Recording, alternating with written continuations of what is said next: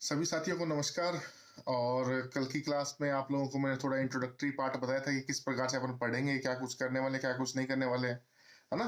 आज से अपनी जो बेसिक क्लास है वो अपनी स्टार्ट करने वाले हैं, जिसके अंदर हम राजस्थान के जो चैप्टर हैं, कुछ इंपॉर्टेंट चैप्टर हैं उनके बारे में बात करेंगे। कुछ ऐसे चैप्टर थे जो मैं प्रीवियस आपको क्लासेस में नहीं करवा पाया था, थोड़ा बहुत लिखवाया हुआ शायद आई गेस, लेकिन प्रॉपर रूप से उसको नहीं पढ़ पाए थे अपन। तो वो अपन चैप्टर की शुरुआत करेंगे।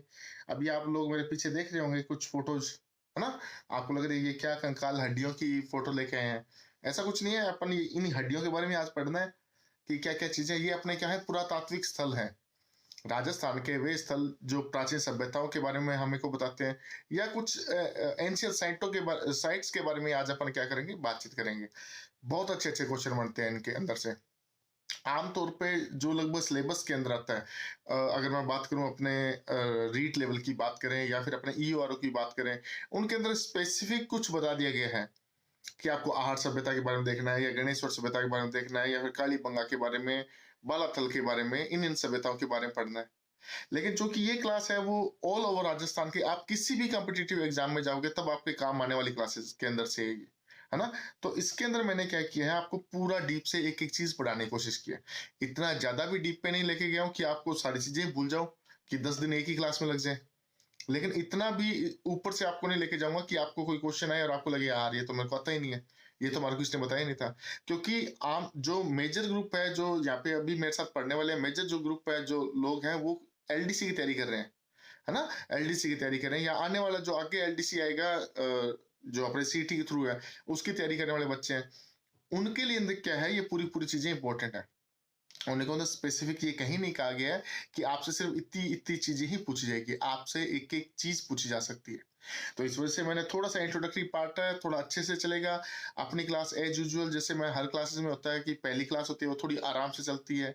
आप थोड़ा सा उसको क्या अडॉप्ट कर लो उन चीजों को, आपको मेरी लैंग्वेज समझ में आने लग जाए, आपको मेरी बातें समझ में आने लग जाए, उसके बाद क्या है अपना अच्छे तरीके से कर सकते हैं। एक मिनट में अभी क्या है, जो लोग रीट लेवल की तैयारी कर रहे हैं या फिर जो स्पेसिफिक ज्यादातर अपने रीट वाले बच्चे होंगे, उनको मैं बता दूं जो जो आपके चैप्टर्स आएंगे इसके अंदर, जैसे कि आहड़ आएगा, जैसे कि कालीबंगा सभ्यता आएगी, तो जो चैप्टर आपके सिलेबस में है आप एक बार उन्हीं को ही पढ़ना, है ना। जब आपको लगे कि आपका ये हो चुका है और अब आपको एलडीसी की तैयारी करनी है, आरएस की तैयारी करनी है, ईओआरओ की तैयारी करनी है, या किसी और फर्दर एग्जाम की तैयारी करनी है जहाँ पे स्पेसिफिक आपको सिर्फ इतना बताया जाता है कि प्राचीन सभ्यताओं के बारे में अपने को पढ़ना है ना। तो उस टाइम पे आप आकर के पूरा पूरा पढ़ना, वैसे कोशिश करना सारी चीजें पढ़ने की, क्योंकि सारी चीजें पढ़ोगे तो हो सकता है आपको शुरुआत में जो इंट्रोडक्टरी पार्ट होता है ना, वहां से आपको चीजें और अच्छे समझ में आने लग जाएगी कि क्या चल रहा है, क्या नहीं चल रहा है, क्या पढ़ना है, क्या नहीं पढ़ना है। बाकी आपकी इच्छा है, आपको जितना जितना आपके सिलेबस में हो, एक बार आपके पास टाइम कम है तो उसी हिसाब से पढ़ लेना। बाकी अगर एक बार के लिए आप सारी सारी चीजें आंखों में से निकाल के चले जाओगे तो हो सकता है थोड़ा और फायदा मिल जाए। क्योंकि एंशियंट साइट में आपके जो सिलेबस है उसमें कहीं नहीं ऐसा लिखा हुआ कि आपसे बाहर की चीजें नहीं पूछी जा सकती है। मैंने आपको कई बार रेफरेंस के तौर पे बताया है कि बहुत बार एग्जामिनर बोलता है कि मैं हमारे यहाँ चित्रकला टॉपिक नहीं है, काफी सारे बच्चे आते हैं कि सर हमारे एग्जाम में चित्रकला टॉपिक नहीं था, लेकिन उन्होंने पूछ लिया कि रंग महल चित्रशाला कहाँ पे है, तो हम क्या किसका जवाब देंगे। या अगर चित्रशाला से रिलेटेड कोई क्वेश्चन पूछ लिया जाता है कि श्रावक प्रतिक्रमण सूत्र चूर्णी पहली चित्रित पुस्तिका किस राजा के टाइम पे बनी थी, कौन सा शासक था उस टाइम पे, तब बच्चे बोलते सर हमारे यहाँ पे था ही नहीं है। लेकिन एग्जामिनर के पास पॉइंट है, वो बोलेगा मैंने चित्रकला में से तो पूछा ही नहीं, मैंने तो राजा महाराजाओं में से पूछा है। तो हो सकता है आपसे भी कुछ पूछ लिया जाए, आमतौर पर ऐसा नहीं होता है, लेकिन फिर भी। तो देखो, जैसा कि आप सभी लोग देख पा रहे होंगे हड्डियां वड्डियां हैं, तो ये क्या है, मेनली एंशियंट साइट है अपनी, ठीक है, जिसके बारे में आप देखेंगे। मैं कोशिश करूंगा कि आपको इनके जहां जहां पे मेरे को जरूरत महसूस हुई वहां पे आपको फोटोज भी दिखाई जाए यहाँ पे, ताकि जो एक ऑफलाइन क्लासेस में होता है ना कि आपको फोटोज कई बार नहीं दिखा पाता था, मैं बोलता था कि यार इस बार मैं कुछ पीडीएफ ऐसे बनाऊंगा, तो मैं कोशिश की इस बार थोड़ा सा बनाने की। अच्छा, एक बात और, जो जो बच्चे इसको पढ़े पूरा देखा करो वीडियो को, क्योंकि कई बार मैं वीडियो में कोई क्वेश्चन पूछता हूँ, आप में से किसी भी लसन ने उसका रिप्लाई नहीं किया। मैंने एक ये क्वेश्चन पूछा था आप लोगों से कि बताओ ये किला कौन सा है ना, किसी भी बंदे ने इसका रिप्लाई नहीं किया, कोई भी, है ना। सारे भूंगड़े एक जैसे हो गए अपन, है कि आपसे पूछा कि ये किला कौन सा है, इसके आगे झील कौन सी बनी हुई है, आपको रिप्लाई करना चाहिए था उस टाइम पे, ताकि मेरे को पता लगे ना आप कितनी क्लास को देख रहे हो, कितनी नहीं देख रहे हो। क्योंकि देखो दो तीन चीजें इसके अंदर, मेन बात मैं आपको बताऊं तो, अभी आपके पास ये रिकॉर्डिंग के ऊपर आ रहा होगा 48, यानी कि 1 बजने को हो चुका है। रात को 1 बजे मैं शूट कर रहा हूँ इस चीज़ को। क्यों कर रहा हूँ? क्योंकि ये मेरे को ऐसा था कि आपको बोल दिया है, आपको जब मैं वहाँ से निकला था, जब भी आप मेरे पुराने कोई स्टूडेंट, सबसे मैंने प्रॉमिस किया था कि एक-एक चीज़ डीप में आपको पढ़ाऊँगा मैं। कई बार क्लासेस के अंदर अपन जाते हैं तो कुछ बंदिशें होती है अपने पे, है ना? कई बार टाइम नहीं होता, कई बार सिलेबस जल्दी करवाना होता है, कई बार बच्चों की कोई जिद हो जाती है, ठीक है? लेकिन मैंने कहा था कि सभी को ए टू जेड सिलेबस करवाऊँगा, टेंशन मत लेना। तो अब देखो 1 बजे के आस-पास लगभग मैं रिकॉर्ड कर रहा हूँ। एनर्जी वही रहेगी, एनर्जी में कोई कमी नहीं आने वाली है। बस आप लोग इसको पूरा-पूरा पढ़ोगे, साथ दोगे मेरा, तभी तो मेरे को मोटिवेशन मिलेगा कि हाँ यार, मेरे को पढ़ाना चाहिए इनको अच्छे तरीके, वरना मेरे को कतई शौक नहीं है कि हम आकर के वापस से 1 डेढ़ बजे रात को 1 डेढ़ बजे बैठ के अंधेरे कमरे में अकेला बैठा हूँ, यहाँ पे लग के पढ़ाई करवा रहा हूँ। है ना? तो इस चीज़ का भी आप लोग थोड़ा-सा ध्यान रखा करो, जो-जो क्वेश्चन पूछूँ आपसे, उसका कमेंट किया करो, उसको रिप्लाई ज़रूर किया करो। और अपने जितने भी यार दोस्त हों, जो भी तैयारी करने वाले हों, उन सभी के बीच में क्या करना है, इस चीज़ को शेयर करना, ताकि क्या वो लोग भी इसे पढ़ सकें। है ना? अब इस चीज़ का ज़रूर आप रिप्लाई देना कि क्या था, ये कौन-सा किला है? अगर नहीं समझ में आ रहा तो इसके आगे झील बनी हुई है, ये थोड़ा देख लेना। थोड़े बहुत किलों के बारे में आप सर्च किया करो इधर-उधर, थोड़ा वो देख लिया करो। कल्चर से जुड़े रहोगे ना किसी चीज़ से, तो आपको जल्दी चीज़ें समझ में आने लग जाएगी। मैं शायद अक्सर कई क्लासेस में बोलता रहता हूँ कि पढ़ाई वो नहीं है कि आप इसको बार-बार पढ़ते जा रहे हो, नहीं। जब आप 24 घंटे एक ही चीज़ से जुड़े रहोगे ना, तब वो आपकी पढ़ाई अपने आप होने लग जाएगी, आपको चीज़ें अपने आप याद रहने लग जाएगी। अगर मैं छोटा-सा एग्ज़ाम्पल बताऊँ, अगर आप बीकानेर के रहने वाले हो, बीकानेर से रिलेटेड कोई भी चीज़ आएगी आएगी आपको 1 मिनट में याद हो जाएगी। या अगर आप कभी जयपुर घूमने गए हो, मैं गारंटेड एक बात कहता हूँ कि जितनी भी जयपुर से रिलेटेड चीज़ें होंगी, आपको आराम से याद हो जाएगी। इसलिए जो-जो चीज़ें आप देख चुके हो, वो आपको चीज़ें याद होने लग जाएगी, ठीक है? तो फर्दर मैं ज़्यादा आपका टाइम नहीं खराब करूँगा, क्योंकि मेरी क्या है, आपको मैंने पहले ही बोला कई बार क्लासेस के अंदर कि थोड़ा-सा चार्ज होना पड़ता है खुद को ना, क्योंकि रात को 12-1 बज चुके हैं। और मेन रीज़न ये है कि मैं 12 बजे शूट इसलिए करता हूँ क्योंकि दिन में थोड़ी-सी खुद की व्यस्तता रहती है। प्लस इसके साथ-साथ में क्या है, हमारे घर पे एक भिंडी नाम का जीव है, जो ऐसे लाइट वाइट कैमरा वैमरा देख कर के भग के आ जाता है कि पापा ये गाना चला दो, पापा वो गाना चला दो। है ना? उसको लगता है कि अब तो बस रील ही बनानी है मेरे को। तो इस वजह से क्या है कि मेरे को वो जब सो जाए उसके बाद में ही मैं शूट कर सकता हूँ इन सब चीज़ों को, बिना किसी डिस्टर्बेंस के। तो अब अपन क्या करते हैं, वापस से अपनी पढ़ाई को स्टार्ट करते हैं। अच्छे तरीके से पढ़ना, आज की जितनी भी चीज़ें हों, याद करना, है ना? याद कर लिया करो, आपको हो सकता है कि सुबह ये मिले तो आप कभी मर्ज़ी दिन में वीडियो देखो, 9-10 बजे, 11 बजे, 12 बजे, कभी मर्ज़ी वीडियो देखो। रात को मैं कोशिश किया करूँ 9 बजे आपका टेस्ट करवाने की। जितना आज पढ़ा दिया, रात को 9 बजे आप लोगों का टेस्ट हो जाया करेगा। जो-जो लोग, अगर किसी किसी भाई-बंधु ने, किसी ने शेयर किया इस वीडियो को और कोई नया बंदा देख रहा है इस चीज़ को, तो यहाँ पे मैं आपको मैं नंबर लिख देता हूँ। आप लोग क्या करना, मेरे को मैसेज कर देना 936681, है ना? इस नंबर पे मेरे को मैसेज कर देना। मैं क्या करूँगा, आपको मेरे जो टेलीग्राम चैनल है उसके ऊपर ऐड कर दूँगा, ताकि आप लोग सभी लोग वहाँ पे जुड़ जाओगे, तो बढ़िया तरीके से इसका ना पढ़ाई वगैरह भी हो जाएगी। बाकी चीज़ें अपन देखते हैं आगे की। देखो, अपन बात करें राजस्थान में पुरातत्व स्थल कौन-कौन से हैं? प्राचीन सभ्यताएँ कौन-कौन सी हैं? पुरातत्व स्थल और प्राचीन सभ्यताएँ, क्या फ़र्क क्या है इनमें? स्थल माने तो अपन ऐसा कह सकते हैं कि कोई भी ऐसी जगह, जगह यानी कि कोई हो सकता है कोई मंदिर हो पुराना, 1000 साल पुराना मंदिर हो। सभ्यताएं वो जहाँ पे पहले लोग निवास किया करते थे, जैसे कालीबंगा सभ्यता है, उनके बारे में हम देखते हैं तो हमको पता लगता है कि यहाँ पे पुराने जमाने में लोग रहा करते थे, किस प्रकार से लोग रहा करते थे। अगर अपन बात करें पुरातत्व स्थल, तो स्थल के अंदर कुछ भी आ सकता है। अगर अपन बात करें जो चित्तौड़गढ़ है, वो भी पुरातत्व स्थल में आएगा, है ना? तो ये सारी सारी चीजें, आपको ज्यादा इसमें डीप में नहीं जाना है। अब कितने प्रकार के पुरातत्व स्थल होते हैं कि अपन बात करें कौन कौन से थे, कौन कौन से नहीं थे, प्राग ऐतिहासिक कौन से है, और पाषाण काल वाले कौन से हैं, प्रस्तल युगीन कौन से हैं, अलग अलग कौन से हैं। आपको ये सब चीजों में नहीं पढ़ना, इतना डीप में नहीं जाने की आवश्यकता। आपको जहां जहां जरूरत पड़ेगी, मैं वहां वहां पे आप लोगों को अपने आप बताता रहूंगा। आप बस दिमाग खुला रख करके पढ़ना, और जो जो मैं चीजें बताता जाऊँ उनको याद करते रहना साथ साथ में। देखो, सबसे पहले आता है कि राजस्थान में जो पुरातात्विक जो सर्वेक्षण हुआ था, वो किसने किया था, है ना? तो इसके लिए बहुत बढ़िया क्वेश्चन बनता है ये, और कई बार एग्जाम में पूछा गया, एक दो बार नहीं, कई बार एग्जाम में पूछा गया क्वेश्चन है। कौन सा है? राजस्थान में पुरातात्विक सर्वेक्षण सबसे पहले किसने किया था? तो 1871 के अंदर किसने किया था? एसीएल कार्लाइल ने। किसने? एसीएल कार्लाइल ने। मैं कई बार क्लासेस में जब बोलता तो मैं एलसी कार्लाइल बोल देता हूँ, तो वो चल जाता है, क्योंकि मेरे को पता है कार्लाइल आएगा तो मेरे को समझ में आ जाएगा उस चीज को, है ना। तो ACL कार्लाइल ने क्या किया था, राजस्थान में पुरातात्विक सर्वेक्षण किया था। हम क्या पढ़ रहे हैं, पुरातात्विक स्थल पढ़ रहे हैं, प्राचीन सभ्यताएं पढ़ रहे हैं। तो सबसे पहले हमें क्या पता होना चाहिए कि हमारे यहाँ पे पुरातात्विक सर्वेक्षण किया किसने था आखिर। तो किया किसने, सबसे पहली बात वो कौन है, ACL कार्लाइल। कब किया था, 1871 में। बहुत बार क्वेश्चन पूछा गया है, अभी से इसको इंपॉर्टेंट मार्क करके देख लेना, है ना। दूसरा देखते हैं, प्रमुख कौन कौन से थे अपने आप, प्रमुख तो वैसे खूब सारे हैं, लेकिन कुछ एक है जिनके मैं थोड़ा सा एक आपको भूमिका बनाने के लिए लिख दिया यहाँ पे। जैसे सोनू गांव, सोनू गांव जैसलमेर का, मैंने शायद एक दो बार क्लास में आप लोगों को बताया कि वहां पे चूहे के दांत का अवशेष प्राप्त हुआ था।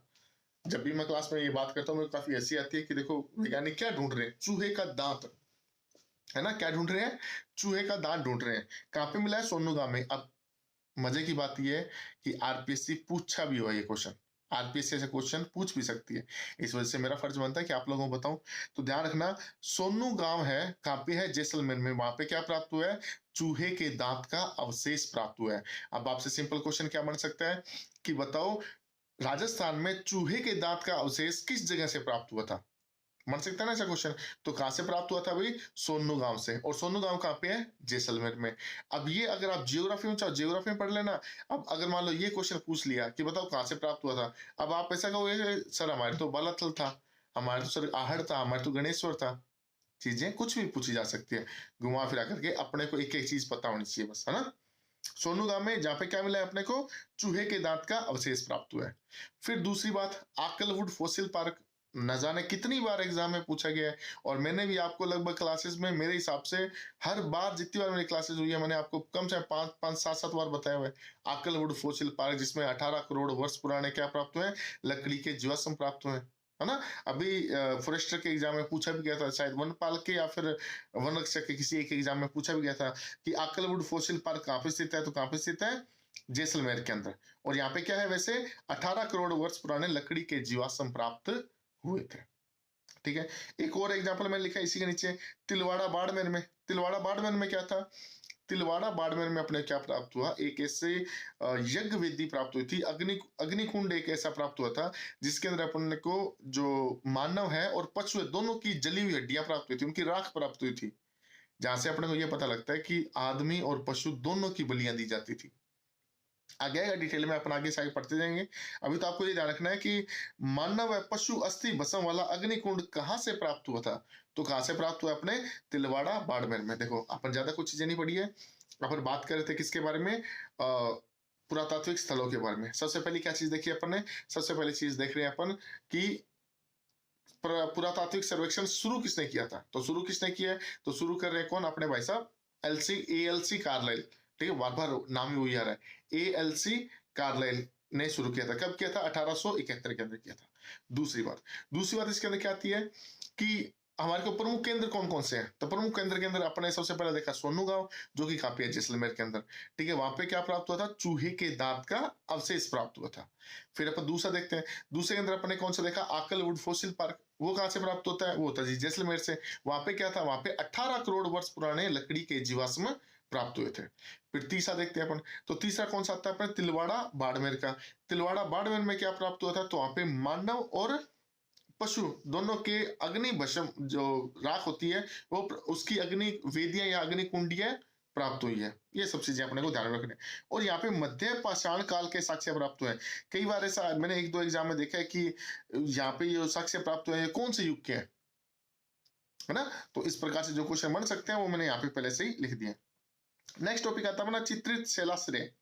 क्या होता है चित्रित शिलाश्रय, देखो पुराने जमाने में, जैसे आजकल भी अपन करते हैं, अपन पेंटिंग वेंटिंग बनाते हैं, अभी तो कम हो गया, आजकल वॉलपेपर आ गए तो अपन ज्यादा करते नहीं है। पेंटिंग जो पहले पत्थरों पे बना दी जाती थी, उनको क्या बोलते हैं, चित्र शिलाश्रय, मतलब कि गुफाएं। वे गुफाएं जिनके अंदर अपने को चित्र बने हुए मिलते हैं, उन्हें हम क्या बोलते हैं, चित्रित शिलाश्रय। समझ में आ गई थीसिस। अब ऐसी गुफाएं जहां पे अपने को चित्र प्राप्त हुए हैं, हमारे को उसके बारे में पढ़ना है कि ऐसी कौन कौन सी साइट है जहां पे गुफाएं मिली थी, और उन गुफाओं में क्या था, चित्र बने हुए थे। समझ आती बात। अब देखो, कोटा में दो जगह थी, एक तो थी तिपटिया और दूसरी थी अलनिया। कौन कौन सी है, तिपटिया और अलनिया। कोटा में जगह कौन कौन सी है, तिपटिया और आलनिया। तिपटिया में क्या प्राप्त हुआ था? तिपटिया जो मुकंदरा हिल्स है, मुकंदरा अभ्यारण्य है ना, वहां पे प्राग ऐतिहासिक काल के सेल चित्र प्राप्त हुए। अब आपसे क्वेश्चन पूछ लिया जाएगा कि बताओ तिपटिया नामक स्थान से चित्र प्राप्त हुए वो कौन से युग के हैं? तो वो कौन से युग के हैं? प्राग ऐतिहासिक काल के चित्र हैं। ठीक है, कौन से काल के हैं? प्राग ऐतिहासिक काल के चित्र हैं। उसके बाद है आलनिया गांव। भाई आलनिया गांव से क्या प्राप्त होता है हमारे को? आलनिया गांव से एक चित्र प्राप्त हुआ जिसके अंदर ना महाकाय सांड का चित्र बनाया हुआ है। सांड बेल है ना, वो उसके एक बेल का चित्र बना हुआ है बड़ा सारा, एक गुफा के अंदर बड़ा सारा बेल का चित्र बना। मैं आगे फोटो जाएगी तो मैं आपको लोगों को दिखा दूंगा, टेंशन मतलब इस चीज की। ठीक है, महाकाय सांड का पाषाण कालीन क्या बना हुआ है? चित्र बना हुआ है। अब ये देखो पाषाण कालीन है ना, पाषाण का। अब ये जो आगे थोड़ा आगे तो मैं आपको बता दूंगा। अभी जो अपन पढ़ रहे हैं पाषाण काल के पढ़ रहे हैं, आरंभ के, है ना, उसके बाद देखेंगे अपन उसके बाद के।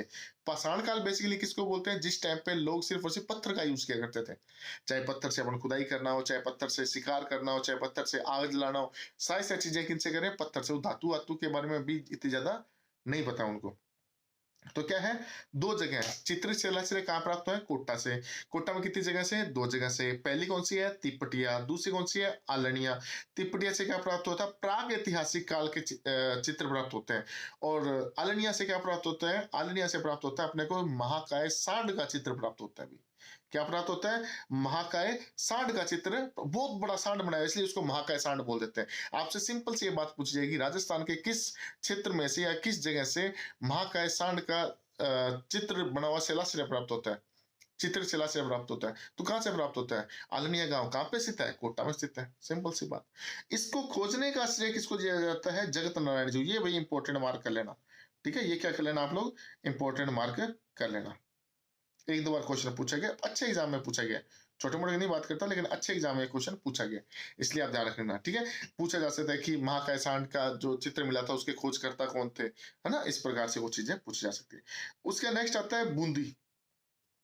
बूंदी में एक जगह है जिसका नाम है गर्दड़ा। क्या नाम है? गर्दड़ा।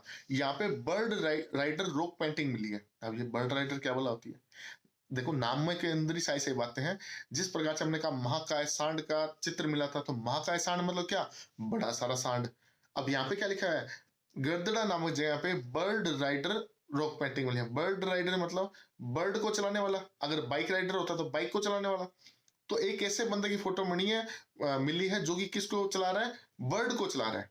अब बर्ड को कैसे चला सकता है? वो अपना फोटो दिखा देगा, आपको समझ में आ जाएगा। सिंपल क्वेश्चन क्या बन सकता है आपसे यहाँ से कि बताओ राजस्थान के किस पुरातात्विक स्थल से अपने को क्या प्राप्त होती है? बर्ड राइडर रॉक पेंटिंग प्राप्त होती है। तो बर्ड राइडर रॉक पेंटिंग कहां से प्राप्त होती है? बूंदी में से। बूंदी में कहां से? गर्दड़ा नामक जगह पे, पहली बात। उसके बाद अगर आपसे पूछ लिया जाए प्राग ऐतिहासिक काल के चित्र शिलाश्रय हमें कहां से प्राप्त होते हैं, तो हम कह देंगे कोटा की तिपटिया नामक जगह से। फिर अगर आपसे पूछ लिया जाए कि महाकाय सांड का चित्र कहां से प्राप्त होता है, तो वो कहां से प्राप्त होता है? अपने आलनिया गांव से प्राप्त होता है। और इसके खोजकर्ता कौन से? तो जगत नारायण जी खोजकर्ता थे। यहाँ तक कोई दिक्कत? अब देखो, ये देखो भी, ये जो आपको दिखाई दे रहा है ये है वो महाकाय सांड। क्या है? महाकाय सांड है ये। अब देख लो ऐसा चित्र बना हुआ है, तो यही है वो महाकाय सांड। और एक नीचे फोटो देखो, ये नीचे बना हुआ है ना, ये देखो, ये चित्र, ये जो एक बर्ड सा बना हुआ है। मैं थोड़ा कलर चेंज कर लेता हूँ, आप लोगों को थोड़ा समझ में आ जाए। देखो, हट जा भाई। ये देखो, ये यहाँ पे ऐसे कर रहा है, ये इसके पंख आगे है ना, ये इस प्रकार से इसकी, ये फिर पंख से बना दिया ना, ये लाते आगे इसकी। और ये बंदा इसको क्या कर रहा है? ऊपर से चला रहा है। समझ आएगी चीजें? मेरी पेंटिंग कुछ ज्यादा ही अच्छी है तो आप इसमें मत जाना। बाकी आप लोग समझ गए कि ये क्या है? एक बर्ड राइडर रॉक पेंटिंग है। तो इसके बारे में बात हो रही थी। अब बताओ ये बर्ड राइडर रॉक पेंटिंग कहां से प्राप्त हुई थी? बर्ड राइडर रॉक पेंटिंग प्राप्त हुई है गर्दड़ा नामक जगह से, जो कि कहां पे है? बूंदी में से, है ना। ऐसे याद कर लेना, बूंदी लेकर के चिड़िया उड़ गई, तो बर्ड उड़ गया मतलब बूंदी लेकर के चिड़िया उड़ गई। वैसे याद कर लेना। अगर वैसे नहीं याद हो तो जैसा भी आप याद करना चाहो। दोबारा से मैं बताता हूँ आप लोगों को तीन चार चीजें जो आपको पढ़नी थी। हमने आज शुरुआत की थी सबसे पहले कि हम पुरातात्विक स्थल पढ़ रहे थे ना, थोड़ा थोड़ा रिकॉल करते रहो चीजों को। पुरातात्विक स्थलों के बारे में पढ़ रहे हैं। सबसे पहली चीज हमने देखा कि अपने राजस्थान के अंदर पुरातात्विक सर्वेक्षण किसने शुरू किया था? तो हमने कहा ACL कार्लाइल ने शुरू किया था। भाई कब किया था? तो 1871 में स्टार्ट किया था। बहुत बढ़िया। उसके बाद बताओ और हमारे को क्या क्या चीजें आपको पता? हमने कहा कुछ पॉइंट हमने देखे थे। कौन कौन से पॉइंट देखे थे भी? तो पहला पॉइंट हमने देखा था सोनू गांव। अब भाई सोनू गांव कहाँ पे है? तो हमने कहा जैसलमेर में। क्या था इसके अंदर? तो हमने कहा भी जो जैसलमेर का सोनो गांव है वहां पे चूहे के दांत का अवशेष प्राप्त हुआ था। क्या प्राप्त हुआ है? चूहे के दांत का अवशेष प्राप्त हुआ है। हमने कहा और बताओ। फिर हमने कहा और इससे अगर पुरानी बात करें तो 18 करोड़ वर्ष पुराने हमारे को लकड़ी के जीवाश्म प्राप्त हुए। अरे भाई वो कहां से प्राप्त हुए? तो हम कहते हैं ये प्राप्त हुए हमारे को जैसलमेर में से। ठीक है, क्या नाम है इस जगह का? तो हम इसका नाम ही रख दिया आक्कल वुड फॉसिल पार्क। कोई पर्टिकुलर जगह तो ये आक्कल गांव से प्राप्त होते हैं ना, शायद ऊपर मैं बताना भूल गया था आपसे। जैसलमेर के आक्कल गांव से हमें क्या प्राप्त होते हैं कि वुड फॉसिल पार्क प्राप्त होता है, जो कि जहां पे क्या है 18 करोड़ वर्ष पुराने क्या प्राप्त होते हैं? लकड़ी के जीवाश्म प्राप्त होते हैं। फिर हमने तीसरा पॉइंट देखा। तीसरे पॉइंट में हमने देखा कि जो तिलवाड़ा नामक जगह है बाड़मेर में, वहां से अपने को क्या है मानव और पशु दोनों के जो राख है, भस्म है, उनकी हड्डियां हैं, जली हुई हड्डियां हमारे को वहां से प्राप्त होती है। इससे हम थोड़ा थोड़ा अंदाजा लगा सकते हैं कि संभवतः उस टाइम पे क्या किया जाता था, पशु और नर दोनों की बलि दी जाती है, दोनों को जलाया जाता था एक साथ में, जो भी एक्सेट्रा आप निकालना चाहो इससे मतलब। फिर हमने देखा और क्या क्या चीजें पड़ी। तो हम देखा चित्रित शिलाश्रय देखे। चित्रित शिलाश्रय देख लिया। तो चित्रित शिलाश्रय का कितनी जगह के बारे में देखा था हमने? हमने देखा था मेनली 2 जगहों के बारे में। सबसे पहले देखा कोटा के बारे में, फिर देखा अपने बूंदी के बारे में। कोटा कोटा के अंदर कौन कौन से देखे थे? तिपटिया, और दूसरा कौन सा देखा था? आलनिया। तिपटिया में हमने क्या देखा था कि मुकंदरा हिल्स के अंदर, मुकंदरा जो अभ्यारण्य है वहां पे स्थित है जगह, शिलाश्रय वहां पे स्थित है। वहां पे क्या प्राग ऐतिहासिक काल के उस टाइम पीरियड के क्या है हमारे को यहाँ से प्राप्त होते हैं, चित्र प्राप्त होते हैं। फिर हम देखें आलनिया से। तो हमने कहा आलनिया से हमारे को क्या प्राप्त होता है? आलनिया से हमारे को एक मस्त चीज प्राप्त होती है, महाकाय सांड। महाकाय सांड प्राप्त होता है, उसकी फोटो प्राप्त होती है। अगर इसकी खोज किसने की थी? तो इसकी खोज कौन कर रहे हैं? अपने भाई साहब जगत नारायण जी खोज कर रहे हैं। ठीक है, फिर अपन नेक्स्ट पॉइंट पे आते हैं। तो नेक्स्ट पॉइंट अपना क्या आता है कि जो गर्दड़ा नामक जगह है बूंदी में। अब गर्दड़ा नामक जगह है बूंदी से हमें क्या चीज प्राप्त होती है अभी? तो हम कहते हैं भाई साहब हमारे को वहां से प्राप्त होती है क्या चीज है? बर्ड राइडर रॉक पेंटिंग प्राप्त होती है। देखो मैं यहाँ पे अकेला बोलता रहता हूँ, मेरे सामने कैमरा लगा हुआ है ना, कोई इधर उधर की मूवमेंट होती है, मेरे को नहीं पता लग पाता कि आप लोगों को कितना समझ में आ रहा है कितना नहीं समझ में आ रहा है। आमतौर पे लाइव क्लासेस चलती है तो कमेंट्स वगैरह आते हैं, मेरे पास अभी इतनी सही बताऊं मैं फ्री भी नहीं हो पा रहा हूँ कि मैं इतनी चीजें जुगाड़ करके उसको लाइव चला सकूं। वरना मेरी पहले थिंकिंग यही थी कि लाइव चलाऊं। लाइव चलाए में आप लोग बैठे होते तो आप बार बार कमेंट करते तो मेरे को समझ में आता रहता है कि आपको कितना समझ में आ रहा है नहीं आ रहा है। क्लास में तो क्या ऑफलाइन क्लास में शक्लें दिखती रहती है, तो मैं कोशिश कर रहा हूँ बार बार बोलने की। तो आप बोर मत होना भी कि यार एक ही चीज को बार बार बोलते जा रहे हैं। जिन लोगों ने मेरी क्लास ली होगी उनको तो पता है मैं क्लास के अंदर एक ही चीज 10-10 बार बोलता हूँ, ताकि क्या बच्चों को और नहीं तो मेरी सुनी हुई चीजें याद रह जाए। अब सोनू गांव आते सारी आपके दिमाग में कभी ना कभी कहीं ना कहीं दिमाग में स्ट्राइक करेगा कि यार यहाँ पे चूहे के दांत का अवशेष प्राप्त हुआ था। या आपसे कभी किसी ने पूछ लिया कि चूहे के दांत का अवशेष बताओ कहाँ से प्राप्त हुआ था, तो कहीं ना कहीं आपके दिमाग में चीजें रहेगी कि यार ऐसा कुछ पढ़ा था हमने। संभवतः अगर कुछ भी नहीं आएगा तो ऑप्शंस में देख करके भी आप उसको सोलो कर लोगे। फिर हमने 2 पेंटिंग्स देखी थी, ये माँ का सांड, उसके बाद ये क्या है बर्ड राइडर रॉक पेंटिंग है। उसके बाद एक ये थोड़ा सा वैसे याद कर लेना कि, और सॉरी थोड़ा सा हटाते हैं। हाँ, डड्डीकर शैल कला पूरा स्थल क्या है? डड्डीकर शैल कला पूरा स्थल ये कहाँ पे है? सर इसका अलवर में। शैल कला मतलब जो गुफाओं के अंदर कलाएं होती है उसके बारे में था कि उसका नाम है डड्डीकर नाम की जगह। मेन आपको ध्यान रखना है सरिस का अभ्यारण्य है उसी के अंदर ही प्राप्त होता है अपने को डड्डीकर नाम की जगह। अगर आपसे पूछ लिया जाए डड्डीकर पूरा स्थल कहाँ पे है, तो कहाँ पे है सीधा सा पता होना चाहिए अलवर के अंदर है। और कुछ नहीं इसके अंदर याद करना कि क्या चीजें क्या चीजें नहीं, आपको नहीं फालतू का कुछ चीजें नहीं याद करनी है। ठीक है, तो आपको इतना पता होना चाहिए डड्डीकर है कहाँ पे, स्थित कहाँ पे, तो वो कहाँ पे है अलवर के अंदर। अब मैं ज्यादा डीप में नहीं जाऊंगा, सिर्फ आपको लाइन टू लाइन चीजें बताऊंगा। अध्ययन किसने किया था? उसके बाद अपने 2 जैसलमेर के देखे, फिर अपन ने एक तिलवाड़ा का देखा। चीजें होगी क्लियर। फिर अपन देखा चित्रित में। चित्रित में अपन ने 2 देखे थे कोटा के, एक देखा बूंदी का और एक देखा अलवर का। इतनी चीजें अपने पढ़ी, ज्यादा कुछ नहीं पढ़ा है। ठीक है, दिमाग मत खराब करना, चीजें अपने आप सॉरी समझ में आने लग जाएगी। इससे पहले की जो चीजें जितनी पढ़ी है वो कौन सी है? पाषाण काल से पहले की चीजें देखी है ना। पाषाण काल से पहले पहले की चीजें पढ़ रहे हैं। अभी अपन क्या स्टार्ट करें? पाषाण काल के बाद में क्या क्या चीजें आई थी। जो जो क्वेश्चन बन सकते हैं सारे मैं आपको बताता जा रहा हूँ, टेंशन नहीं लेनी है। अभी जो चीजें उसके अंदर क्या सिर्फ और सिर्फ आपको याद करनी है। आपसे सिंपल पूछा जाएगा, इनमें से क्वेश्चन आते हैं कि बताओ जोधपुरा सभ्यता कहाँ पे है, सोंती सभ्यता कहाँ पे है, या फिर प्रथम कालीबंगा सभ्यता किसे कहते हैं। ठीक है, इस जोधपुरा सभ्यता, सुनारी सभ्यता, है ना, इस प्रकार से कोई नौ सभ्यता कहाँ पे है, तो इस प्रकार के क्वेश्चन आपसे पूछे जाएंगे। 9-10 है, अपन 1-2 बार पढ़ेंगे, आपको भी याद हो जाएगी, और 2-3 बार और पढ़ेंगे। उसके बाद क्या है, मैं आपका कल कल 9 बजे आपका कंफर्म टेस्ट होगा। उस टेस्ट के अंदर क्या है, आप सभी लोग आ जाना, कल आते सारी आप लोगों का टेस्ट हो जाएगा, ठीक है। चलो भाई, सबसे पहले देखें किरडोत। किरडोत कहाँ पे, अभी जयपुर में है। आपको मैं 3-3 4-4 बार बोलूंगा, टेंशन मत लेना। और कोई गलती ये मत कर लेना, कई बार बच्चे क्या करते हैं, अक्सर मैं भी शुरुआत में गलती ये करता था कि जब मैं क्लास लिया करता था, मुझे लगता था टीचर काफी धीरे बोल रहा है, तो मैं क्या करता था, उसको 2 की स्पीड पे, 1.5 की स्पीड पे, 1.25 की स्पीड पे यूट्यूब पे चला करके उसको पढ़ लेता था। आप जितना जल्दी उसको फास्ट करके पढ़ोगे, उतना जल्दी आपके दिमाग से निकलेगी चीजें। इवन मैं हालांकि बहुत फास्ट बोलता हूँ, मेरे को क्लासेस में बहुत बार ऐसे जो टीचर जो दूसरा साइड में सुन रहा होता है, साथ का टीचर, स्टूडेंट नहीं बोलता, साथ का टीचर वो बोलता है, यार राजेश तो इतना फास्ट क्यों पढ़ाता है, बच्चों को एकदम आराम से चलने दिया कर। और मेरे को ऐसा लगता है कि अगर मैं धीरे धीरे बोलने लगे इस प्रकार से, हाँ तो बच्चों अब अपन पढ़ेंगे आगे की चीजें, तो मेरे को लगता है आगे वाले बच्चों को नींद आ जाएगी, मेरे को तो आएगी आएगी, उनको और नींद आने लग जाएगी, है ना। तो एक एनर्जी के लिए मैं क्या करता हूँ, थोड़ा फास्ट पढ़ाने की कोशिश करता हूँ। फास्ट पढ़ाऊंगा तो मैं 3 बार रिवीजन भी करा दूंगा आप लोगों को। धीरे धीरे पढ़ाऊंगा आपको, आप शुरुआत वाली चीजें ही भूल जाओगे क्या मतलब हुआ। अब इतनी देर की क्लास के अंदर अपने 3 बार रिवीजन कर चुके हैं पिछली वाली चीजों का, है ना। और विश्वास रखना, जब तक अपना टॉपिक क्या पूरा पूरा सिलेबस खत्म करूंगा ना, तब तक ही मैं आपको ऐसे पढ़ाऊंगा। बार बार रिवीजन, बार बार रिवीजन, बार बार रिवीजन। एक टॉपिक है तो आप पूरे का रिवीजन करा दिया, 2 टॉपिक है तो दोनों का रिवीजन करा दिया। यहाँ पे तो कोई टाइम की बाउंडेशन है नहीं मेरे लिए तो, है ना। तो जिस जिसका हो आराम से पढ़ते रहना। किरडोत जयपुर, सबसे पहले कौन से पढ़ने अपन, किरडोत जयपुर।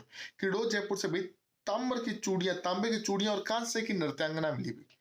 कांसे की नृत्यांगना मैंने शायद तक हस्तकला टॉपिक जब आप लोगों को कराएगा तो उस टाइम पे बताया था कि कांसे की मूर्ति मिली हुई है अपने यहाँ पे, है ना।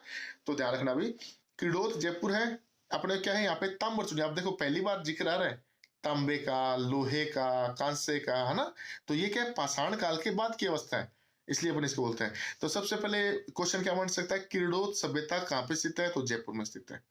अगर पूछ लिया जाए यहाँ पे क्या प्राप्त होता है, तो यहाँ पे ताम्र चूड़ियां और कांसे की मूर्ति नृत्यांगना प्राप्त हुई थी।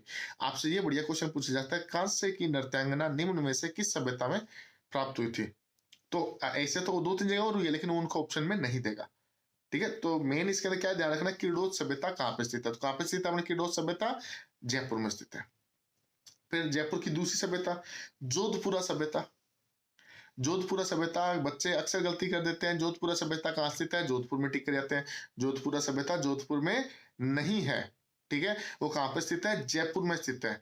अब जो जो बच्चे मेरे से पढ़ चुके हैं, इस नदियां टॉपिक पढ़ चुके हैं, मेरे से पहले पढ़ चुके हैं, आप मेरे को ये बताओ, ये जोधपुरा सभ्यता कौन सी नदी के किनारे स्थित है।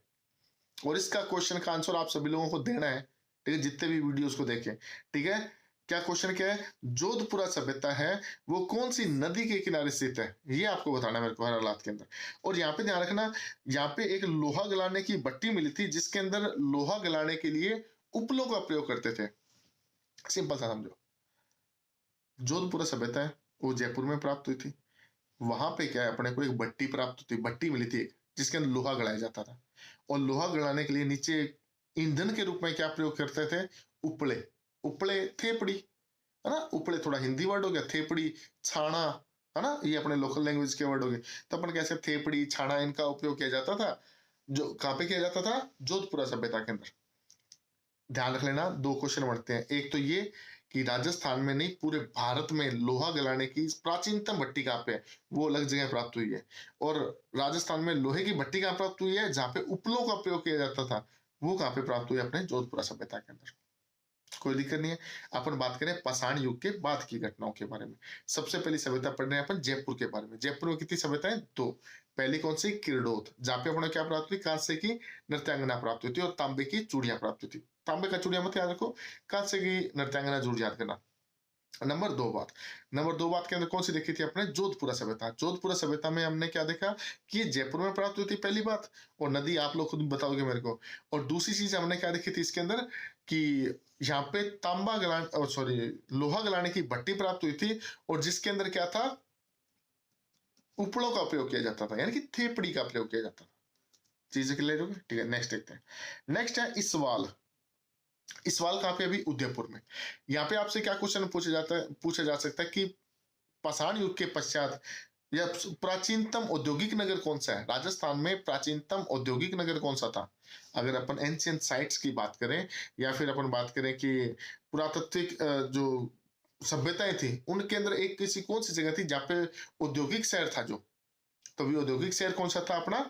उदयपुर में है कि इसवाल सभ्यता। कौन सी है?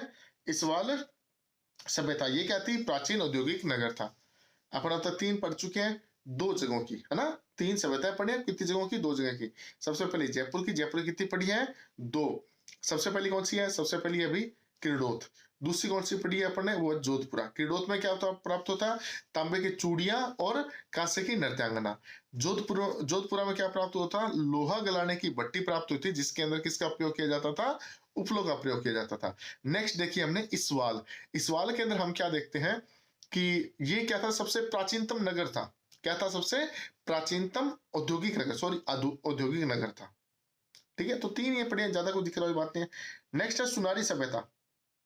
सुनारी सभ्यता लिखा नहीं हुआ मैंने, आपको लिख लो यहाँ पे, झुंझुनू में। कहां पे प्राप्त हुई थी? झुंझुनू में। ठीक है, सुनारी सभ्यता में कहां प्राप्त होती है? झुंझुनू के अंदर प्राप्त होती है। और इसके अंदर हमारे को ध्यान रखना है, यहाँ पे राजस्थान की नहीं बल्कि भारत की प्राचीनतम लोहा गलाने की भट्टी प्राप्त हुई थी, है ना? अगर आपसे पूछ लिया जाए भारत की प्राचीनतम लोहा गलाने की भट्टी कहां से प्राप्त हुई थी, तो कौन सी सभ्यता से प्राप्त हो रही है? सुनारी सभ्यता से। और सुनारी सभ्यता कहाँ स्थित है? तो आपको पता होना चाहिए कहां पे स्थित है? झुंझुनू में स्थित है। आ जाएगी बात, मेरे हिसाब से कुछ ज्यादा दिक्कत वाली बात नहीं है। कौन कौन सा पढ़ लिया अपने? वापस देखो, 4 अब तक पढ़ चुके हैं। किरडोत, उसके बाद अपन देखिए जोधपुरा, उसके देखिए इसवाल, इसवाल के बाद में अपन ने लास्ट देख रहे हैं अभी सुनारी सभ्यता। इतनी चीजों की कोई दिक्कत वाली बात नहीं है मेरे हिसाब से।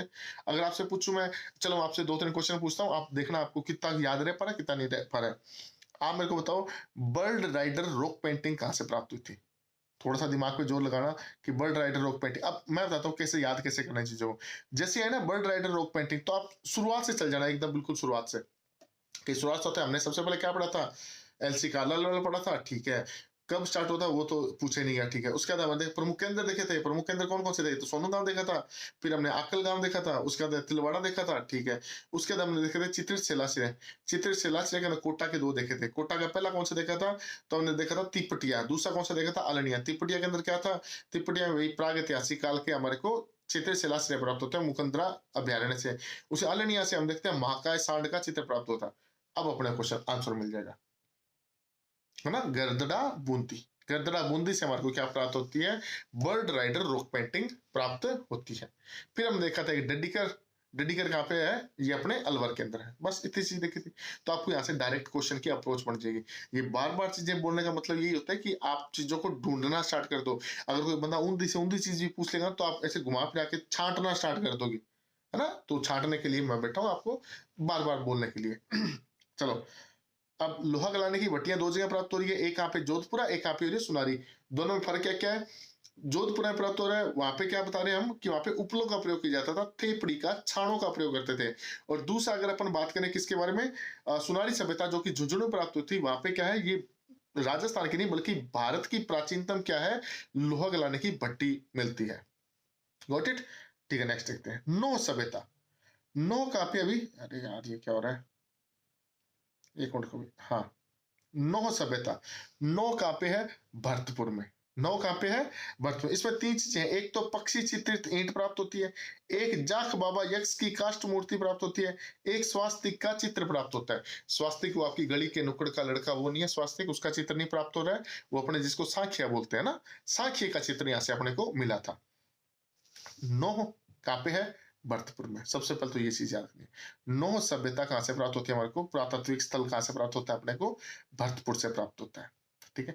उसके बाद अपने नेक्स्ट देखा कौन सा कि यहाँ से कितनी चीजें प्राप्त हुई? तो हमारे को यहाँ से 3 चीजें प्राप्त होती है। एक तो जाख बाबा यक्ष की 9 फीट की, 9 फीट है, लकड़ी की मूर्ति प्राप्त होती है, ठीक है। पहली चीज आपसे सिंपल क्वेश्चन पूछा जाएगा, जाख बाबा यक्ष की काष्ठ प्रतिमा हमें किस सभ्यता से प्राप्त होती है?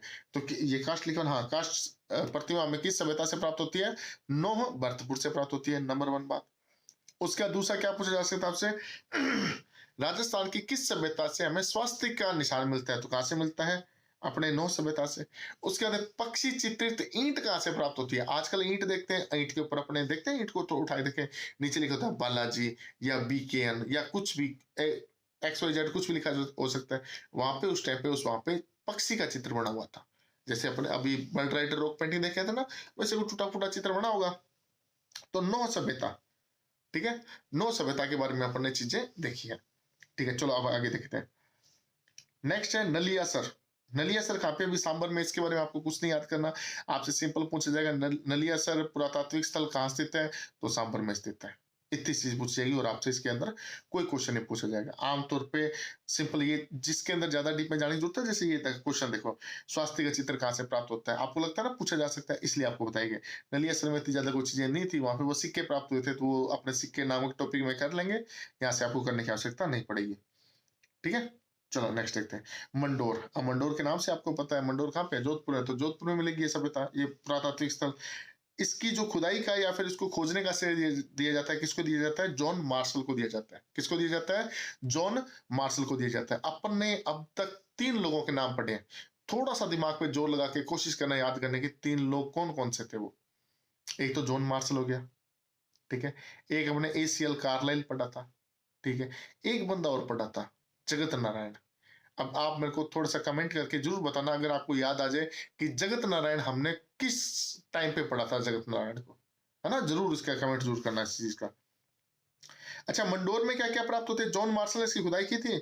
उसके लाल पत्थर की यहाँ पे पद्म पाणी की प्रतिमा प्राप्त होती है, ठीक है, लाल पत्थर की एक मूर्ति से बनी हुई है। मैं उसे फोटो लगाने वाला था, मेरे ख्याल तुक तो नहीं उसका लगाने, शायद मैंने हो सकता है लगाई हो, मैं आपको दिखा दूंगा अगर हुई तो, ठीक है। और अरब शासकों के यहाँ से सिक्के प्राप्त होते हैं, कोई मतलब वाली बात नहीं, अरब शासकों के सिक्के बहुत जगह से प्राप्त हुए थे। अगर आप आरएस की तैयारी करें तो वहां पे हो सकता है कि इस प्रकार का कभी क्वेश्चन पूछ लिया जाए कि मंडोर सभ्यता या मंडोर पुरातात्विक स्थल के बारे में असत्य कथन का चुनाव करें, वहां पे हो सकता है कुछ चीजें और दे दें, लेकिन फिर भी दो जो चीजें मैंने आपको लिखवा रहा हूँ यहाँ पे, टेंशन मत लो।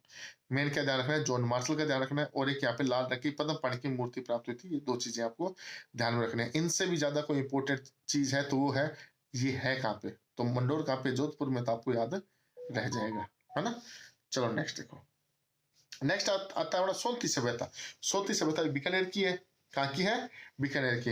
इसको खोजने का श्रेय दिया जाता है अमलानंद घोष को, और इसको कालीबंगा प्रथम कहा जाता है। बहुत ही बढ़िया क्वेश्चन बनता है, निम्न में से किस सभ्यता को कालीबंगा प्रथम कहा जाता है? ये क्वेश्चन अक्सर पूछा जाता है, तो आप ध्यान रखना, सोलती सभ्यता को क्या कहा जाता है? कालीबंगा प्रथम कहा जाता है। समझ गए मेरी बात को, है ना। चलो अपन वापस रिवीजन कर ले एक बार, कितनी क्या क्या चीजें पढ़ ली अपने। देखो, थोड़ा सा दिमाग में कोशिश करना सोचने की। सबसे पहले पढ़ा था अपने जो जयपुर की थी, पहली कौन सी थी? किरडोत, ठीक है। दूसरी कौन सी पढ़ी है अपने? जोधपुरा, 2 होगी, ठीक है।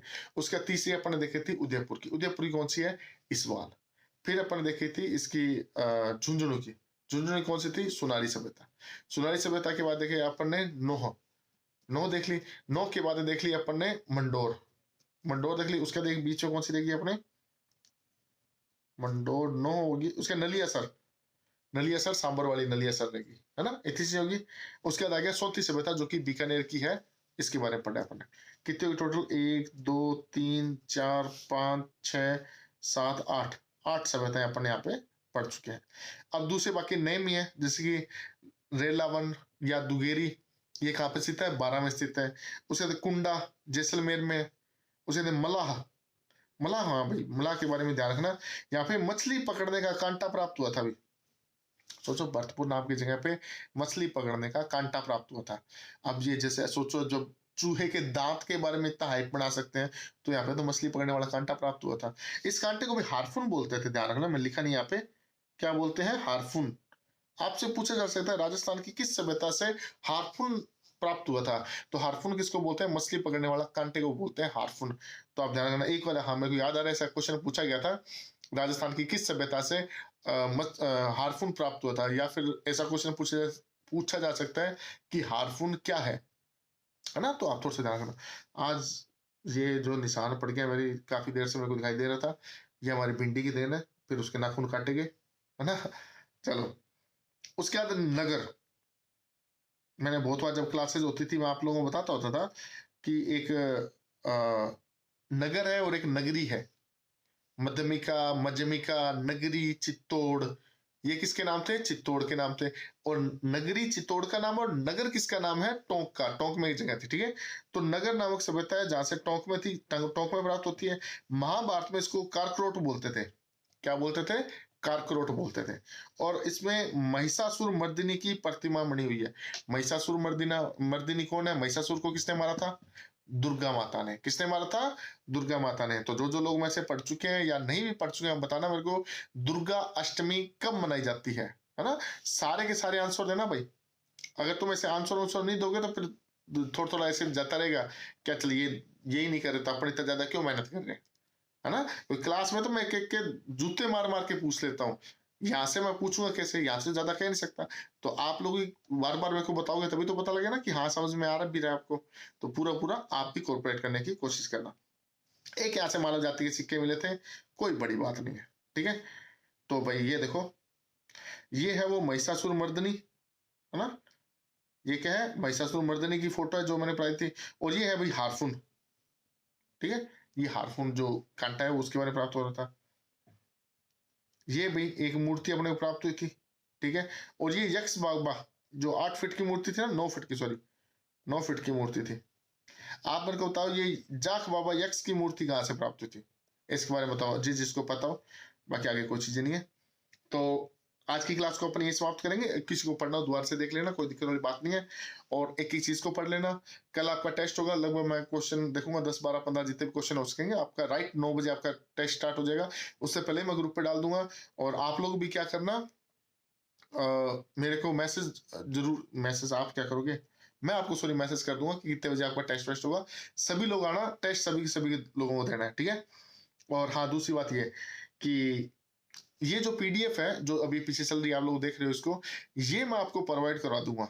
लेकिन करवाऊंगा कब? जब आपका टॉपिक खत्म हो जाएगा। तब तक आप ये ट्राई करना कि इसको खुद लिखने की, है ना? खुद लिखोगे, अपने दिमाग से लिखोगे, पढ़ पढ़ के लिखोगे, वीडियो देख देख के लिखोगे, तो आप 2 2 3 3 वीडियो चला चला के देखोगे, है ना? तो आपको जल्दी समझ में आएगा। वरना अगर ऐसे दे दिया तो आप फटाफट लिख लोगे, आपके दिमाग से सारी चीजें चली जाएगी। अक्सर जो क्लास में मेरे साथ पढ़े हुए बच्चे हैं उन सभी को पता है कि शुरुआत की पहली क्लास हमेशा स्लो चलती है, उसके बाद अपने स्पीड पकड़ने के बाद में अपने कोई दिक्कत नहीं आती है, अपन आराम से सिलेबस हो जाता है। बार बार पढ़ लेना। ऐसे मत सोचना आज कम करवाया है यार ऐसे थोड़ा ना होगा। आप 5 दिनों बाद 10 दिनों बाद देखो ना, आपके सारा सिलेबस हो चुका होगा, ठीक है। तो गलती मत करना, साथ की साथ पढ़ते रहना।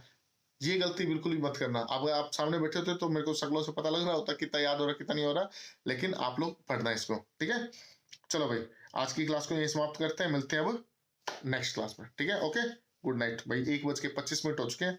अभी जब इसको एडिट करना है, थोड़ा बहुत इसको थोड़ा अपलोड करेंगे, तब तो मेरे हिसाब से 2:30 के बज जाएंगे, है ना? तो अब 2:30 बजे रात को देख लो, इतनी एनर्जी के साथ आप लोगों को पढ़ा रहा हूँ, तो आप भी उतनी एनर्जी के साथ ही याद करना। और याद करने के बाद आंसर जरूर देना, कमेंट में करना। अगर कमेंट में नहीं करना हो, किसी को शर्म आ रही हो कि गलत हो गया या कुछ हो रहा है, तो मेरे को पर्सनल मैसेज करें। सबके पास मेरा नंबर है, कहते कि सर इसका आंसर ये था, इसका आंसर ये था, इसका आंसर ये था। और मैं सभी का रिप्लाई देता हूँ, ये भी आप लोगों को अच्छे तरीके से पता है। और अगर फिर भी कोई डाउट रह जाए, किसी बच्चे को कोई भी दिक्कत हो, तो मेरे को आप अर्ली मॉर्निंग 11 साढ़े 11 बजे के बाद में फोन कर सकते हो, मैसेज कर सकते हो, है ना? क्योंकि 11 बजे से पहले तो क्या ही बंदा करता है ना, झांझर का तो अपन उठते ही नहीं है। चलो, थैंक यू, गुड नाइट, शब्बा खैर।